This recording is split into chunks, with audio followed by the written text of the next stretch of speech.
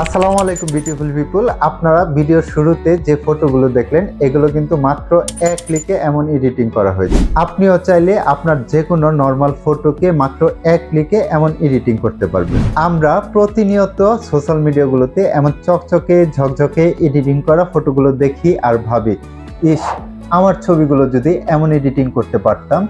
No tension, এখন থেকে পারবেন, কারণ এই ভিডিওতে আমি আপনাদেরকে দেখিয়ে দিব কিভাবে মাত্র এক ক্লিকে এমন ফটো এডিটিং করবেন। আর হ্যাঁ, আপনারা যদি আপনাদের ছবির ড্রেস এবং ব্যাকগ্রাউন্ড এক ক্লিকে চেঞ্জ করতে চান তাহলে উপরে আই বাটনে থাকা এই ভিডিওটা দেখতে পারেন। সো উইদাউট ওয়েস্টিং টাইম চলুন মোবাইল স্ক্রিনে চলে যাই। অলরাইট গাইস, আমরা চলে এসেছি আমাদের মোবাইল স্ক্রিনে।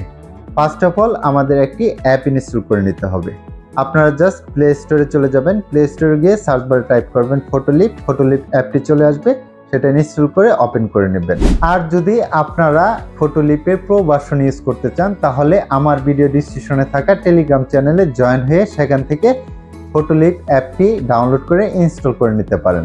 তো প্রিয় ভিউয়ার্স, ফটোলিপ অ্যাপটি ওপেন করার পর আপনাদের সামনে ঠিক এমন ইন্টারফেস দেখাবে।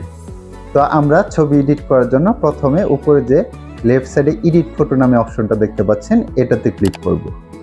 এটাতে ক্লিক করার সাথে সাথে আপনার ফোনে যতগুলো ছবি আছে গ্যালারির সবগুলো ছবি দেখাবে।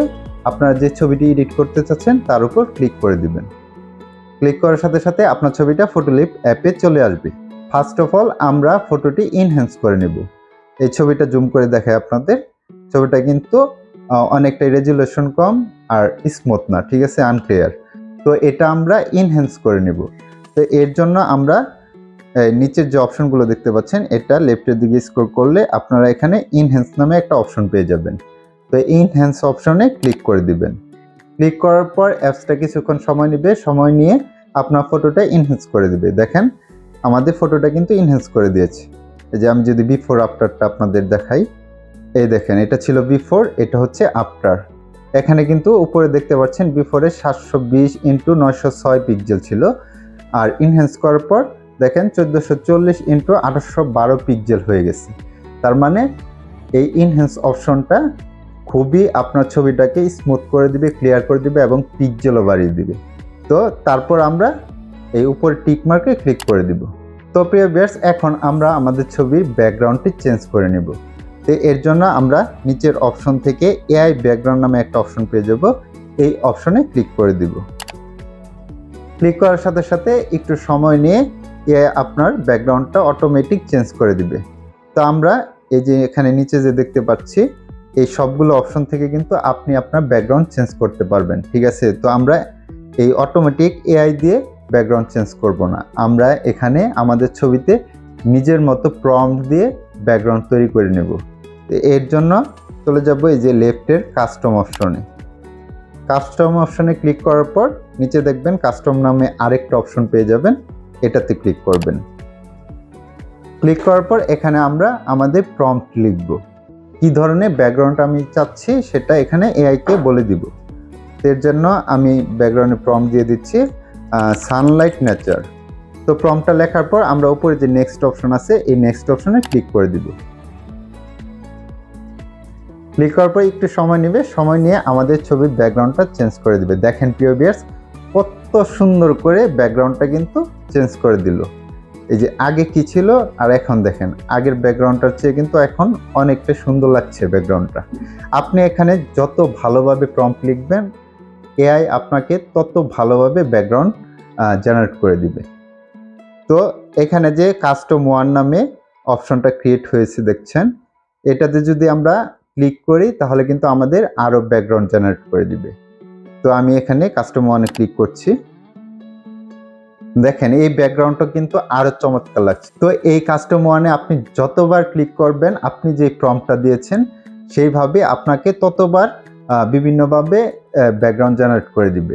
এই ব্যাকগ্রাউন্ডটা কিন্তু অনেক সুন্দর লাগছে। তো আমি আরেকবার ক্লিক করে দেখি কেমন দেয়। ওয়াও, দেখেন এই ব্যাকগ্রাউন্ডটা কিন্তু আরো চমৎকার, ঠিক আছে। সানলাইট, তারপর এই পিছনে ব্যাকগ্রাউন্ডটা কিন্তু ব্লার হয়ে আছে। তো আমি আরেকবার ক্লিক করে দেখি কেমন দেয়। তো প্রিয় ভিউয়ার্স, এই ব্যাকগ্রাউন্ডটা কিন্তু আমার কাছে অসাধারণ লাগছে, ঠিক আছে। তো আমি এই ব্যাকগ্রাউন্ডটা রেখে দিচ্ছি। তো এই ব্যাকগ্রাউন্ডটা রেখে দেওয়ার জন্য আমরা উপরে টিক মার্কে ক্লিক করব।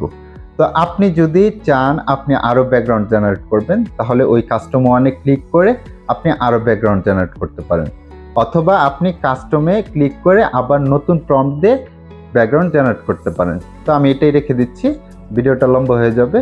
তো আমি টিক মার্কে ক্লিক করে দিব উপরে রাইট সাইডে। তো প্রিয় ভিউয়ার্স, ক্লিক করার পর আমাদের ছবির কাজ কিন্তু শেষ। এখন চাইলে আমরা উপরে সেভ অপশনে ক্লিক করে ছবিটা সেভ করে নিতে পারি, কিন্তু তার আগে আমি একটা অপশন দেখিয়ে দিচ্ছি আপনাকে। আপনি এই যে নিচে দেখতে পাচ্ছেন এআই এক্সপান্ড নামে অপশনটা, এটাতে ক্লিক করবেন। এটাতে ক্লিক করলে কি হবে, আপনি আপনার ছবিটার রেশিও যেমন চাচ্ছেন তেমন এই ব্যাকগ্রাউন্ডটাকে বড় করে নিতে পারবেন।